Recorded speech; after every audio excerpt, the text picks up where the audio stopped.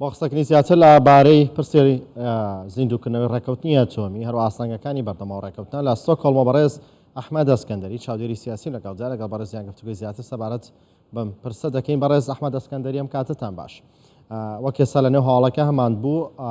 ڕاوێژکاری ڕێبەری کۆماری ئیسلامی ئێران دەڵێ دەتوانین چەکی ئەتۆم دروست بکەین. پێتان وایە ئاستی پیتاندنی یۆرانیۆم لە ئێران گەیشتوتە و ئاستی بتوانن چەکی ئەتۆم دروست بکەن؟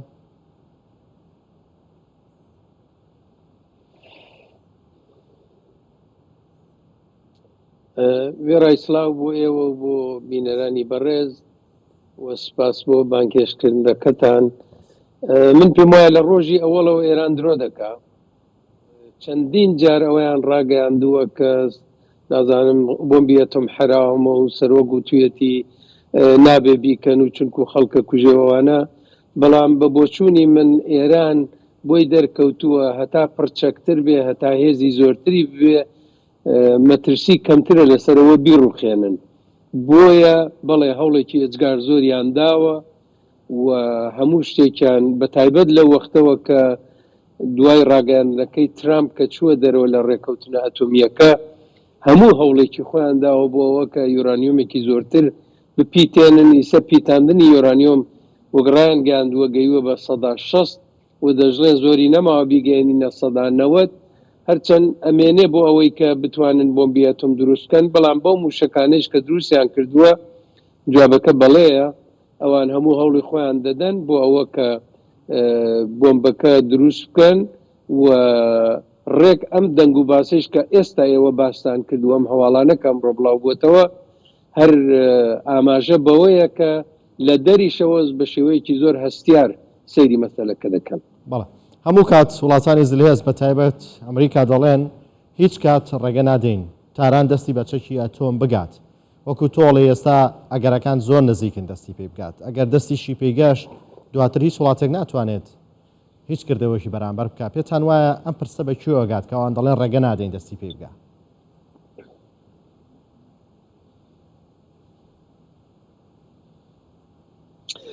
دەزانین چۆنە دەبێ یەکشمان لە بەرچاو بێ، ئەویژەوەیە کە بە پێچەوانەی بۆچوونێکی باو کە هەیە کە گوایە هەر تەنها ئەمریکا و وڵاتانی ئوروپا دژبەوەن کە ئێران دەستی بە چەکی ئەتۆمی ڕابگات، چین و رووسیاش دژبەوەن کە ئێران ببێ بە هێزێکی ئەتۆمی. جارە رووسیا هەر زۆر زۆر بەلایەوە گرنگە کە ئێران نەبێ بە هێزێکی ئۆتۆمی لەبەرەوە دراوسەتی هیچ حەز ناکە هیچ کام لە دراوسەکانی چەکی ئەتۆمیان ببێ. ئەوە یەک دەریشیان بڕیوە لە ڕابردووە چەند جارێک لە نەتەوەیەگرتوەکان دەنگیان داوە دژ بە ئێران بۆ ئەوەی کە نەگا بە چەکی ئەتۆمی. چین کارێکی سەیری کرد لە کۆبوونەوەیە کە شی جینپینگ ئەم دواییانە لەگەڵ وڵاتە عەرەبیەکان لە خەلیج بووی، جگە لەوە کە بانگەوازی ئەوە کرا کە ئێران نەچێ بەرەوە ئەتۆمی بوون و پشتیوانی لە تێرۆریست و ئەوانە نەکات، دەستیان بر بۆ خاڵێکە لە ئێران زۆر بڤەیە. ئەویش ئەو سێ دوورگەیە تۆمبی گەورە و تۆمبی بچووک و ئەبوو موسا کە کوتیان ئەوە دەبێ گفتوگۆی لەسەر بکرێ. ئێران لە ساڵی 1970 بەملاوە ئەو سێ دوورگەیە خستەتە سەرخاکی خۆی و ئەوە بە دەست درێژیکردن لە سەرخاکی خۆی زانێ. بەڵام بۆچی چین ئەو کارە دەکا؟ جا ئێرانیش لە ترسی ئەوەی کە چین لی دوور نەکەوێتەوە زۆری محکومی نەکرد هەر هیچ، کە سەفیرەکەشی بان کرد لە باتی ئەوە بڵێ سەفیرەکەمان بانک کرد بۆ ئەوە کە پێی بڵێن بۆ واتان کردووە. کوتیان لەگەڵ سەفیرەکە دیدارێکمان بوو. بە بۆچوونی من ئەم خەبەرانە کە ئێوە بڵاوتان کردەوە کە وایە ئەوەی کە وەفدێکی لە ڤیەناوە چووە بۆ تاران، ئەوەی کە ئەگەرێک هەیە کە سبەینێ وەزیری دەرەوەی ئێران جۆزێف بۆرێل ببینێ و لەوانەیە کەسی تریش ببینێ، ئەمانە دەتوانێت گوشاری چین بێ. چین و توێتی بە ئێران ئەگەر هەر بڕۆی لەسەرەوەی کە خەریکی پیتاندن بیت و بۆمبی ئەتۆم دروست بکەی، لەبەر ئەوە بەرژەوەندیەکانی ئێمەش لە وڵاتانی عەرەبی و ئیسرائیل و تورکیە و لە هەموو ناوچەکەکەوێتە خەتەرەوە، ئێمە لێتان قبوڵ ناکەین، بۆیە داواتان لێەکەین بگەڕێنەوە سەرمێزی گفتوگۆ. و ئەوەیە کە ئێران دەڵێ دەگەڕێنەوە سەرمێزی گفتوگۆ. لەو لایشەوە وڵاتانی ئەوروپا و ئەو سێ وڵاتە گەورەکە چین ئینگلیستان و فەڕەنسا و ئاڵمان لەگەڵ وەزیری دەرەوەی ئەمریکاش کە قسەیان کرد وتیان ئەوە خۆ پیشاندانەکان ئاوایە و ئاوایە ئەگەر ئێران وانەکا و نەگەڕ شتەکان جێبەجێ نەکا ئێمە ناگەڕێینەوە قبوڵی ناکەین معنایەوەیە ئەگەر جێبەجێیان کرد ئێمە دەگەڕێینەوە بۆیە من هیوادارم ئەمە ڕوو نەدا و هیوادارم ئەم خۆ پیشاندانانە و ئەم شۆڕشی ژینا کە ئێستا دەستی پێ کردووە ئەوەندە بەهێز بێ کە هیچ وڵاتێکی دەرەوە نەوێرێ بچێتە پێشەوە لە ئێران و دانوساندنێکی لەگەڵ ئیمزا دەتوانین بڵێنی ئێستا کەوا بێت ئەگەرێک هەیە هیوایەکەیە بۆ زیندووکردنەوەی ڕێکەوتنی ئەتۆمی؟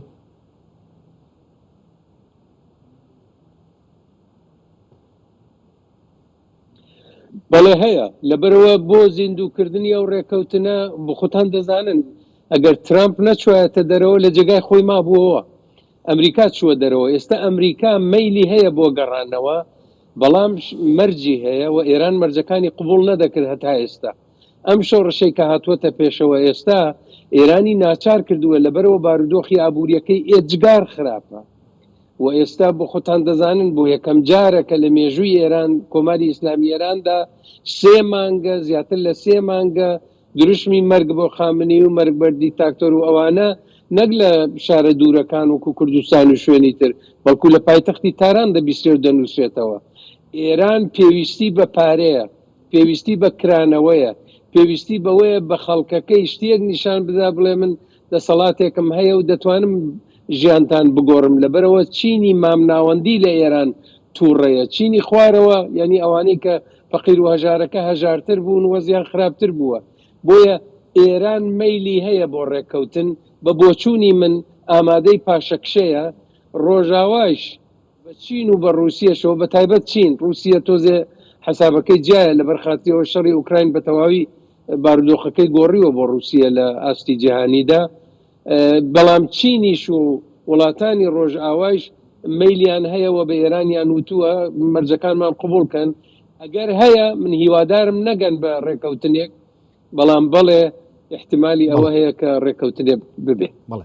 ئاستانگەکانی بەردەم زیندووکردنەوەی ئەم ڕێکەوتنە چین وەکو ئێستا سەرۆکی ئۆکرانیا و سەرۆک وەزیرانی بەریتانیا دەڵێن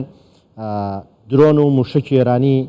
دەگاتە رووسیا و رووسیا لە جەنگیدا بەرامبەر با ئۆکرانیا بەکاری دێنێت پێتان وایە ئەمانە دەبنە ئاستەنگ لە بەردەم زیندووکردنەوەی ڕێکەوتنی ئەتۆمی؟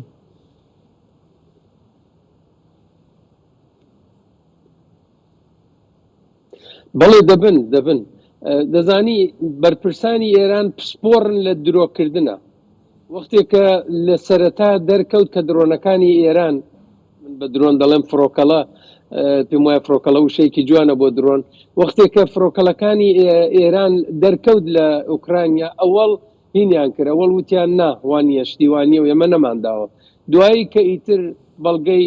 حاشا هەڵنەگریان لە بەردەمدانان وتیان ئەها بەڵێ ڕاستەکە نردومانە بەڵامەوە پارەکە نردومانە پێش شەڕی ئوکراین نردومانە کە درۆیان دەکرد ئێستا کە دەبینن ژمارەکەی زۆرە و ئێران گوشاری لەسرە